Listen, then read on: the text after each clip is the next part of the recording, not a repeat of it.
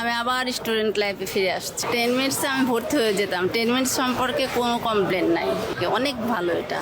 আমার সব থেকে কাজে দিয়েছিল যে সাজেশনটা জেনারেল ম্যাথ এক্সামে সমস্ত সাবজেক্টে বিভিন্ন ইম্পর্টেন্ট চ্যাপ্টার থাকে, সেগুলোর একটু গুরুত্ব বেশি দিতে হবে। আর গাইড বা টেস্ট পেপার থেকে বইটা বেশি ইম্পর্টেন্ট এখন, কারণ আমাদের এক্সামে আমরা দেখেছি যে বই থেকে প্রচুর কমন এসছে। এখানে তোমার নেগেটিভ মার্কিং নেই, যেটা তোমার মাথায় আসবে লিখবা। আমি সেই ট্রিক ফলো করে জেনারেল ম্যাথে আমি 95 পেয়েছি। সো এটা আমার জন্য ভীষণ উপকারী একটা ট্রিক ছিল। বিশেষ করে হায়ার ম্যাথ অ্যান্ড কেমিস্ট্রিতে বইয়ের ডিজিট সহ ম্যাথগুলো কমন চলে এসেছে। আমি মুখস্থ ম্যাথে এমসিকিউতে লাগিয়ে দিয়েছি।